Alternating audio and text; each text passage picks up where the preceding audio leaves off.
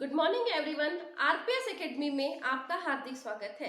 आज का मेरा टॉपिक विसर्ग संधि है, लेकिन विसर्ग संधि स्टार्ट करने से पहले मैं आपको बताना चाहती हूँ कि अभी तक मैंने अपने जितने भी वीडियो अपलोड किए हैं उन वीडियोस में उनसे रिलेटेड नोट्स डाल रखे हैं। तो आप चाहें तो वीडियो के डिस्क्रिप्शन बॉक्स में जाकर उन नोट्स को देख सकते हैं जो कि आपको वीडियो को समझने में और टॉपिक को समझने में काफी मदद करेगी। तो आइए चलते हैं अपने टॉपिक की ओर, जो कि विसर्ग संधि है। सबसे पहले हम जानेंगे कि इसे हम क्या कहते हैं। तो जब भी हम स्वर पढ़ते हैं, स्वर हमारा अ से औ तक होता है, उसके बाद हमारा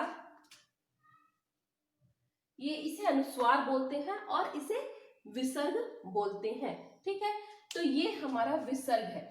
तो यहाँ पर हमने क्या लिख रखा है, विसर्ग संधि। आज हम क्या जानेंगे, विसर्ग संधि के बारे में। तो जैसा कि हम जानते हैं कि विसर्ग मतलब दो डॉट ये जो है ब्रैकेट में वो होंगे, और संधि मतलब मेल मिलाप या जोड़। मतलब कि विसर्ग का मेल मिलाप या जब जोड़ होता है किससे, स्वर से या व्यंजन से, तो हमारा विसर्ग संधि बनता है।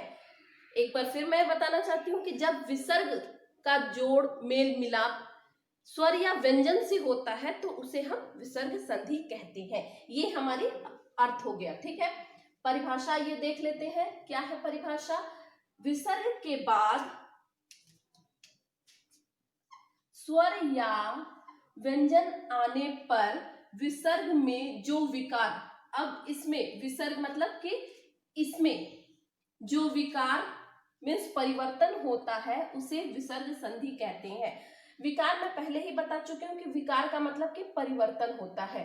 ठीक है, तो एक बार और परिभाषा को देखते हैं कि विसर्ग मीन्स दो ये जो डॉट्स हैं उनके बाद स्वर या व्यंजन आने पर विसर्ग में जो विकार परिवर्तन होता है उसे विसर्ग संधि कहते हैं। मीन्स सपोज ये प्लस का हमारा निशान है और इसके पहले कुछ भी अगर वर्ड्स रहे और उनके साथ ये विसर्ग आए और इधर ये हमारा स्वर आ जाए या व्यंजन आ जाए तो हमारा क्या बनता है, विसर्ग संधि बनती है। ठीक है, तो ये हमारा परिभाषा हो गया, शायद आपको अच्छे से समझ में आ गया हो गया।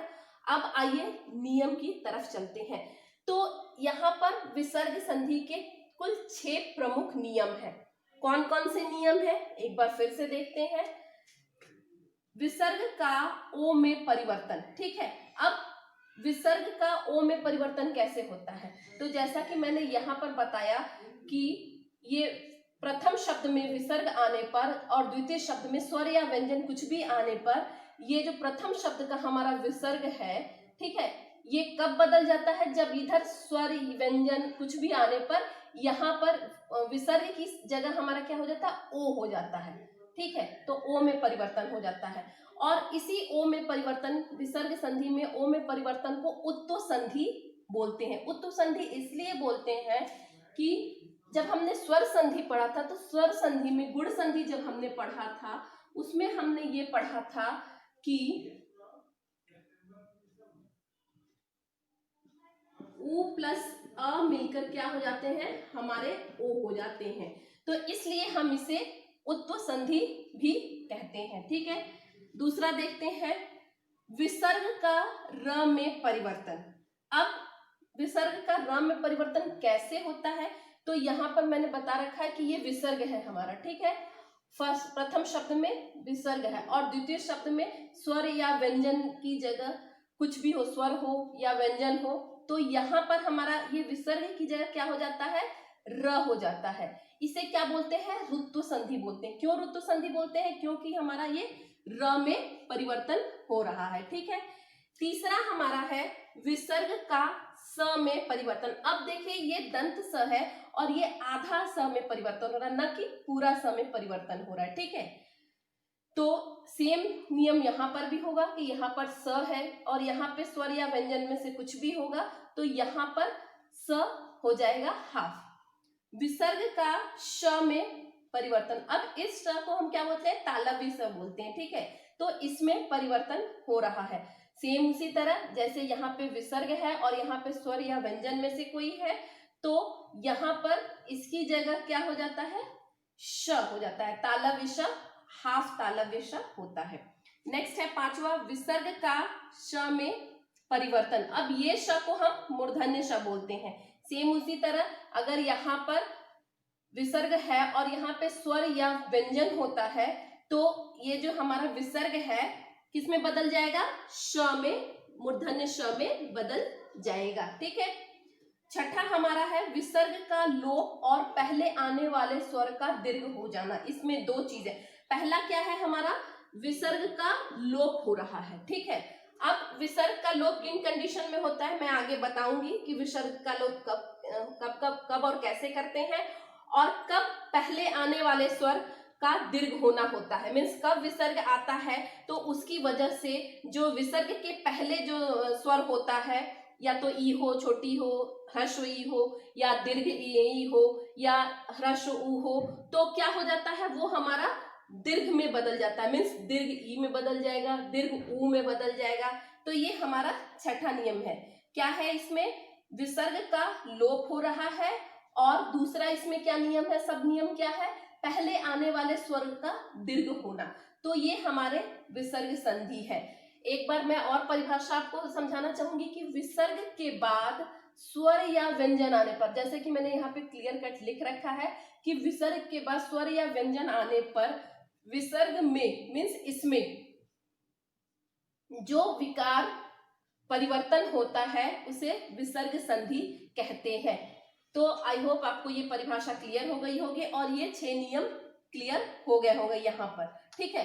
अब एक एक करके नियमों को देखते हैं। आज के वीडियो में मैं सिर्फ इन 2 नियमों के बारे में आपको बताऊंगी, विसर्ग का ओ में परिवर्तन और विसर्ग का र में परिवर्तन। एक चीज और मैं बताना चाहती हूँ, मैं यहाँ पे भूल गई हूँ, विसर्ग का दंत स में, विसर्ग का तालव्य श में और विसर्ग का मूर्धन्य श में जब परिवर्तन होता है तो इन तीनों को क्या कहते हैं, षत्व संधि कहते हैं। ठीक है। तो इन 2 नियमों के बारे में इस वीडियो में हम चर्चा करेंगे। आगे के वीडियो में हम नेक्स्ट 4 नियमों के विषय में चर्चा करेंगे। तो आइए अपने प्रथम नियम के बारे में जानते हैं। तो यहाँ पे प्रथम नियम की चर्चा पहले हम करेंगे। प्रथम नियम, जैसा कि मैंने बताया था कि विसर्ग का ओ में परिवर्तन हो जाता है। कैसे परिवर्तन होता है देखते हैं। विसर्ग से पूर्व यदि अ, ठीक है, पूर्व मतलब यहाँ पे विसर्ग है और यहाँ पर यदि अ, और बाद में किसी वर्ग का मैंने पहले ही बताया था कि वर्ग क्या है, क च ट त प, ये हमारे 5 वर्ग हैं। ठीक है। उनका तीसरा, चौथा, पांचवा वर्ण या य र ल व ह, इनमें से कोई हो तो विसर्ग का परिवर्तन ओ में हो जाता है। मीन्स एक उदाहरण यहाँ पे लेके देखते हैं। ठीक है। क्या उदाहरण है कि सपोज यहाँ पे मनः मैंने लिखा है और बल लिखा है। ठीक है। तो ये न में हमारा, जब हम मन का वर्ण विच्छेद करते हैं तो कैसे करेंगे, म अ न अ प्लस विसर्ग। ठीक है। तो आप देख रहे हैं क्लियरली यहाँ पर कि यहाँ पर जो हमारा लास्ट में आया है, न के बाद स्वर आया है। ठीक है। और विसर्ग के पहले स्वर आया है अ। ठीक है। यहाँ पर तो ये हमारा स्वर हो गया। ठीक है। अ, यदि विसर्ग के पूर्व यदि अ और बाद में अ, ठीक है, तो यहाँ पर भी अ, और पहले तो कंपल्सरी है कि अ आना चाहिए, और बाद में यदि अ या किसी वर्ग का तीसरा, चौथा और पांचवा वर्ण या य र ल व ह हो तो विसर्ग का परिवर्तन ओ में हो जाता है। अब देखिए क्या क्या चीज इसमें है। प्रथम तो इसमें है कि विसर्ग से पहले अ होना चाहिए, ये प्रथम है। ठीक है। दूसरा क्या है, अब विसर्ग के दूसरे साइड, दूसरे शब्द में क्या होना चाहिए, या तो य होना, अ होना चाहिए। ठीक है। या किसी वर्ण का तीसरा, चौथा, पांचवा, या य र ल व और ह, इनमें से कोई भी आ जाता है तो विसर्ग चेंज होता है, ये विसर्ग हमारा इसमें परिवर्तन होगा, न कि इन दोनों शब्दों में परिवर्तन होगा। तो इस विसर्ग की जगह क्या हो जाता है, ओ हो जाता है। ठीक है, कैसे होता है देखते हैं। यहाँ पे मैंने कुछ उदाहरण लिख रखे हैं, अब उनको देखते हैं। जैसे मैंने पहले में लिखा है मन प्लस बल, ठीक है, तो यहाँ पे क्या हो जाएगा, मन हम एज इट इज ले लेंगे और यहाँ पर विसर्ग की जगह क्या ओ हो जाता है। ठीक है, तो न में ओ ऐड कर देंगे और बल को उसी तरह लिख देंगे, तो ये हमारा मनोबल हो गया। दूसरा क्या है, रज प्लस गुण। रज हम एज इट इज लिख देते हैं, विसर्ग की जगह हमारा क्या होगा, ओ हो जाएगा। ठीक है, और गुण वैसे ही लिख देते हैं। मीन्स कहने का मतलब कि हमारे शब्दों में कोई परिवर्तन नहीं हो रहा है, सिर्फ विसर्ग की जगह हम ओ को ऐड कर रहे हैं। यश, यश प्लस दा, तो यहाँ पे यश विसर्ग की जगह ओ और दा। ठीक है, चौथा क्या है हमारा, मन प्लस विज्ञान, तो मन वैसे ही लिखेंगे, विसर्ग की जगह ओ लिखेंगे और विज्ञान, ये हमारा मनोविज्ञान एक सब्जेक्ट भी होता है। ठीक है, आइए फिफ्थ वन देखते हैं, तप प्लस वन। तप वैसे ही लिखेंगे, विसर्ग की जगह क्या लिखेंगे, ओ लिखेंगे और वन, तपोवन। छठा क्या है, मन प्लस रंजन। अब आप इसको इजीली बता सकते हैं कि ये क्या बनेगा शब्द, तो कैसे बनेगा, मन विसर्ग की जगह ओ और रंजन, मनोरंजन। ठीक है, नेक्स्ट है पुरः प्लस हित, तो र विसर्ग की जगह ओ और हित, पुरोहित। नेक्स्ट क्या है, मन प्लस नीत, मन, न की जगह क्या हमारा होगा, ओ और नीत वैसे ही हम लिख देते हैं, मनोनीत। ठीक है, सर, सरह प्लस वर। अब सरह में से क्या होगा, र सर वैसे ही लिख देंगे, विसर्ग की जगह हम क्या लिखेंगे, विसर्ग की जगह हम ओ लिख दे रहे हैं और वर, सरोवर। ठीक है, मीन्स यहाँ पर शब्दों में कोई परिवर्तन नहीं हम करेंगे, सिर्फ विसर्ग की जगह हम ओ को ट्रांसफर करेंगे, विसर्ग हटाकर ओ को वहां पर लाकर रख देंगे। लेकिन विसर्ग की जगह ओ को हम डायरेक्ट नहीं लिखेंगे, व्यंजन और स्वर जो भी है व्यंजन के साथ जोड़कर लिखेंगे, तो वो हमारा व्यंजन के ऊपर आ जाता है। मीन्स स्वर डायरेक्टली नहीं लिखते हैं, वो व्यंजन के साथ ऐड होके लिखा जाता है। तो इस तरह मनोबल, जैसे न के ऊपर ओ जुड़ गया तो नो हो गया मनोबल, ज के साथ जुड़ गया तो रजोगुण, श के साथ जुड़ गया तो यशोदा, न के साथ जुड़ गया तो मनोविज्ञान। मीन्स ऐसे करके करेंगे। तो ये हमारा प्रथम नियम हो गया। अब आइए दूसरा नियम देखते हैं, विसर्ग का र में परिवर्तन। ये हमारा दूसरा नियम है, विसर्ग का र में परिवर्तन। ठीक है, तो कैसे विसर्ग का र में परिवर्तन होता है देखते हैं।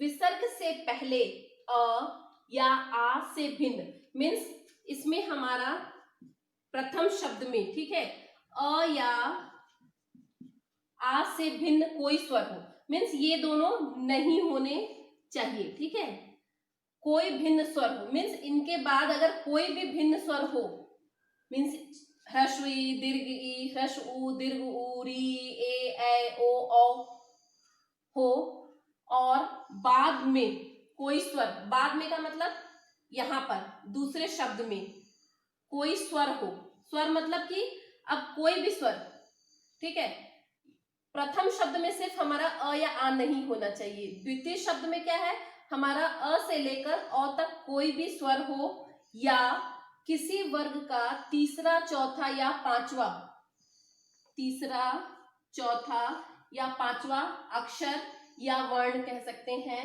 या य, र, ल, व, ह, इनमें से कोई हो तो वर्ण, इनमें से कोई वर्ण हो तो विसर्ग का क्या हो जाता है हमारा, र हो जाता है। तो सबसे पहले एक बार मैं और बताना चाहूंगी, जैसे यहाँ पर ये हमारा विसर्ग देख रहे हैं आप, आशिर, आशिर लिखा है मैंने, और दूसरा शब्द क्या है, वाद है, ठीक है। तो यहाँ पर इसके पहले देखेंगे हम कि अ या आ से कोई भिन्न स्वर हो, तो यहाँ पे कौन सा स्वर है, दीर्घ ई है, ठीक है, ह्रस्व नहीं, दीर्घ ई है। और ये हमारा प्रथम शब्द का हमने देख लिया। द्वितीय शब्द का देखते हैं कि कोई भी स्वर हो, मीन्स अ से लेकर अ तक कोई स्वर हो, ठीक है, अ से अ तक कोई स्वर,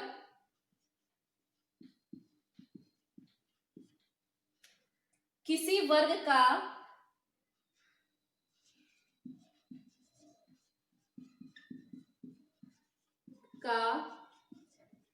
तीसरा, चौथा,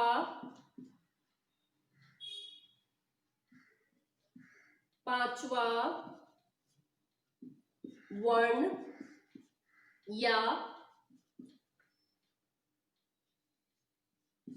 य,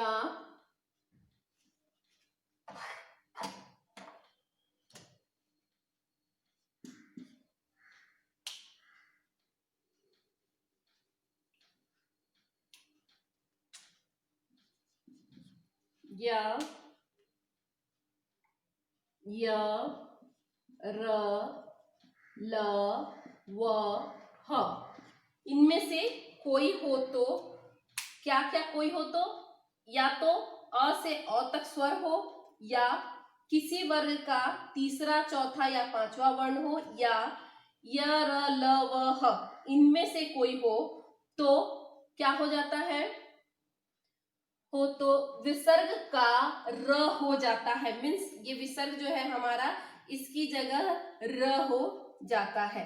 अब एक बात और, सबसे पहले हम जानेंगे कि तीसरा, चौथा या पांचवा वर्ण किसी वर्ग का क्या होता है। पहले के वीडियो में भी मैं बता चुकी हूं, एक बार और बताती हूं।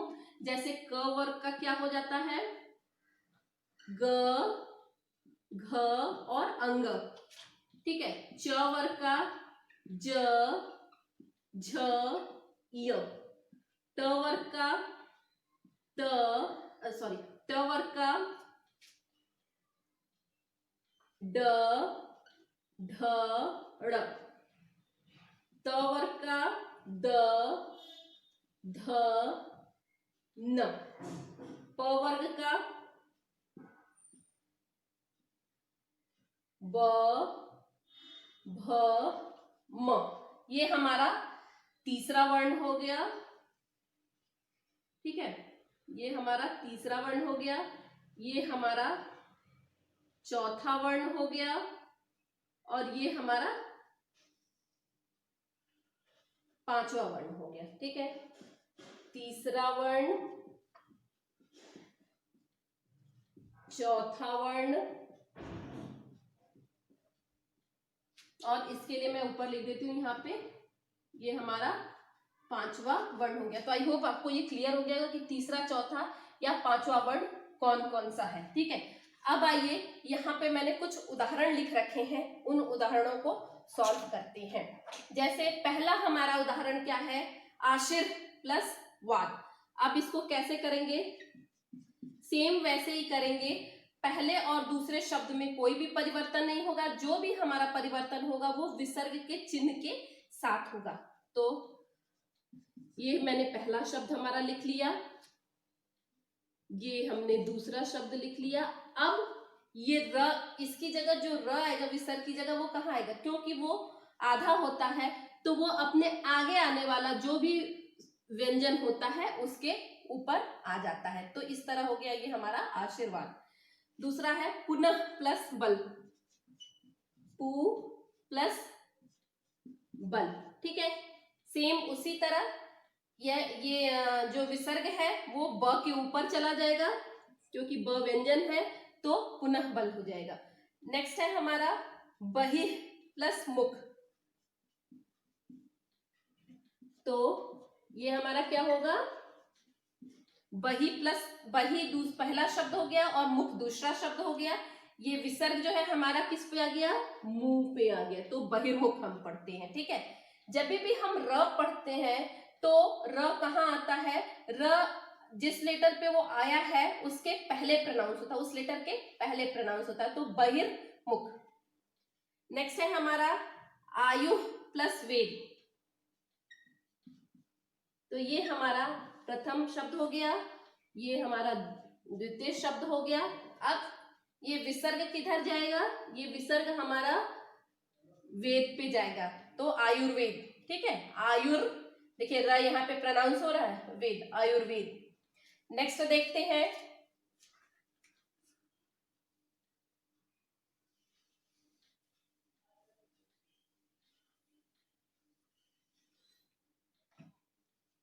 नेक्स्ट मैंने लिख रखा है यहाँ पे धनु प्लस धर, तो यहाँ पे धनु ये हमारा प्रथम शब्द हो गया, ये धर जो है हमारा द्वितीय शब्द हो गया। विसर्ग कहाँ जाएगा, ध पर जाएगा, तो धनुर्ध, धनुर्धर। बहिर, यहाँ पे बहिर लिखा है और अंग लिखा है, तो ये क्या हो जाएगा हमारा बही अंग। ठीक है,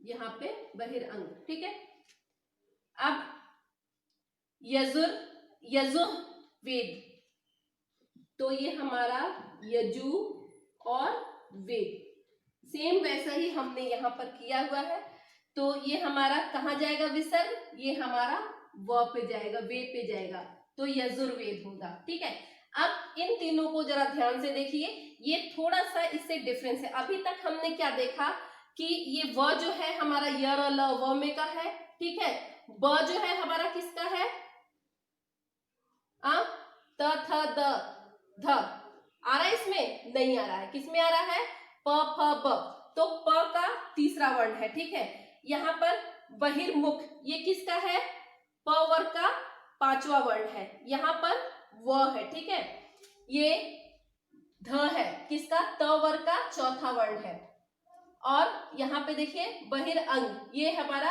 अंग है, ये भी थोड़ा डिफरेंट है, अभी बताती हूँ। ठीक है, यजुर्वेद, ठीक है, यहाँ पर भी ये वो आया है, तो ये आपको क्लियर होगा कि ये सभी हमारे व्यंजन के ऊपर आ रहे हैं। तो व्यंजन के ऊपर जब भी आता है तो क्या होता है कि जो उसके आगे आने वाला व्यंजन आ रहा है, मीन्स विसर्ग के बाद जो आने वाला व्यंजन है उस पर वो चला जा रहा है। ठीक है, जैसे यहाँ पे वाद में देखा, आशीर्वाद में, पुनः बल में देखा आपने, बहिर्मुख में देखा, आयुर्वेद में देखा, धनुर्धर में देखा आपने, और यजुर्वेद में आपने देखा। ये तीन जो है थोड़ा डिफरेंट है, क्योंकि यहाँ पर देखिए ये अ, आ और उ, ये हमारा क्या है, स्वर है, तो ये स्वर इससे थोड़ा डिफरेंट होता है। आइए देखिए कैसे होता है, जैसे यहाँ पे निह मैंने लिख रखा है, निह प्लस अथक। ठीक है, अब यहाँ पे नी आया है और यहाँ पर अथक आया है, तो ये इसकी जगह जब हम र डालेंगे यहाँ पर,